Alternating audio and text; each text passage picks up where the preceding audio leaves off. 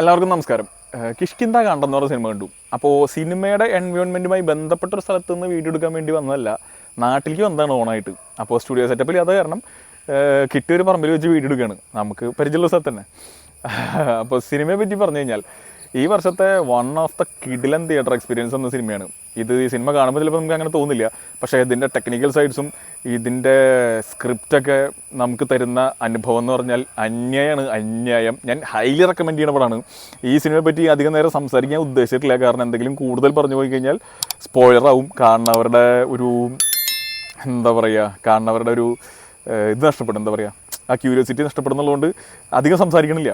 സിനിമയെ പറ്റി പറയുമ്പോൾ ടെക്നിക്കലി വൺ ലെവലിൽ മികച്ചു നിൽക്കുന്ന സിനിമാട്ടോഗ്രാഫി ആയാലും മ്യൂസിക് സൗണ്ടായാലും അങ്ങനെ എല്ലാം കൊണ്ടും കിടിലം. പക്ഷേ ഈ സിനിമയിലത്തെ ഒരു പ്രധാനപ്പെട്ട ക്യാരക്ടറാണ് ഇതിൻ്റെ സ്ക്രീൻ പ്ലേ, ഇതിൻ്റെ സ്ക്രിപ്റ്റ്. ഒരു രക്ഷയില്ല എന്ന് പറഞ്ഞാൽ ഒരു രക്ഷയില്ല.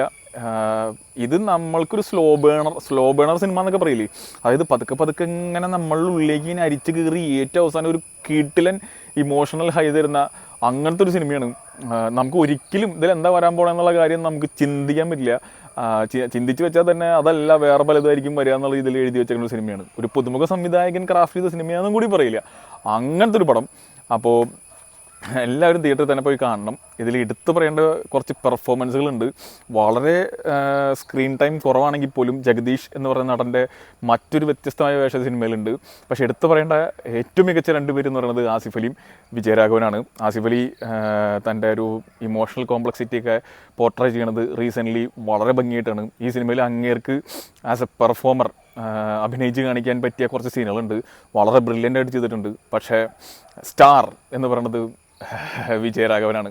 മൂപ്പരെ പോലുള്ളൊരു വെറ്ററൻ ആക്ടർ ഇങ്ങനെ ഇത്ര വ്യത്യസ്തമായ സിനിമകൾ എടുത്തിട്ട് പൊളിച്ചെടുക്കണ കാണുമ്പോൾ ഭയങ്കര സന്തോഷം. ഇത്രയും കാലം ഇവർ അഭിനയിച്ചിട്ട് ഇവരുടെ ഉള്ളിൽ നിന്ന് ഇനിയും നമുക്ക് ടാപ്പ് ചെയ്തെടുക്കാൻ ഒരുപാട് നല്ല പെർഫോമൻസുകൾ ഉണ്ട് എന്നുള്ളതിൻ്റെ തെളിവാണ് ഈ സിനിമയൊക്കെ. മൂപ്പരൊക്കെ ആവുന്ന കാലം അത്രയും അഭിനയിക്കണമെന്ന് ഭയങ്കരമായ ആഗ്രഹമുണ്ട് ഈ സിനിമ കണ്ടതിന് ശേഷം പ്രത്യേകിച്ച്.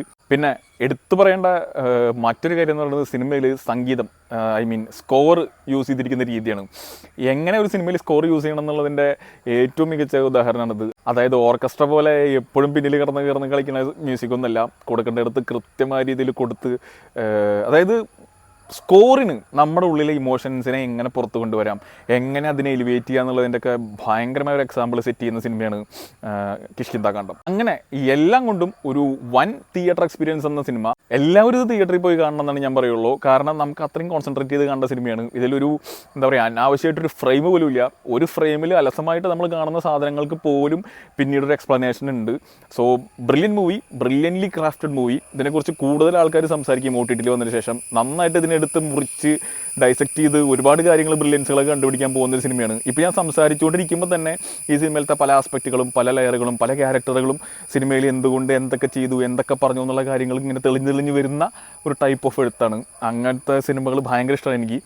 അപ്പോൾ എന്തായാലും എല്ലാവരും സിനിമ തിയേറ്ററിൽ പോയി കാണുക. അപ്പോൾ ബാക്കി ഇനി കൊണ്ടൽ എന്ന് പറഞ്ഞ സിനിമ കൂടി കാണാണ്ട്, അപ്പോൾ അതിൻ്റെ വിശേഷമായിട്ട് വീണ്ടും വരാം. കാണാം, മറക്കണ്ട, തിയേറ്ററിൽ കണ്ടോളൂ കിഷ്കിന്ത കാണ്ഡം. പിന്നെ ഒരു കാര്യം ഞാൻ പറയാൻ വിട്ടു, ഇതൊരു കമ്പാരിസൺ എന്നുള്ള രീതിയിൽ ഒരു തെറ്റായ രീതിയിൽ എടുക്കരുത്. അജയൻ്റെ രണ്ടാം മോഷണം എന്ന് പറഞ്ഞ സിനിമ ഞാൻ തിയേറ്ററിൽ കണ്ടതാണ്. നല്ല എക്സ്പീരിയൻസുള്ള സിനിമയാണ്, തിയേറ്റർ എക്സ്പീരിയൻസുള്ള സിനിമയാണ്. എനിക്ക് പേഴ്സണലി അജയൻ്റെ രണ്ടാം മോഷണത്തിനേക്കാൾ ഗംഭീര തിയേറ്റർ എക്സ്പീരിയൻസ് സമ്മാനിച്ചത് കിഷ്കിന്ത കാണ്ഡമാണ്. അത് എന്തുകൊണ്ടാണെന്നുള്ളത് പണം കണ്ടു കഴിഞ്ഞാൽ നിങ്ങൾക്ക് മനസ്സിലാവും. അപ്പോൾ ശരി, കാണാം.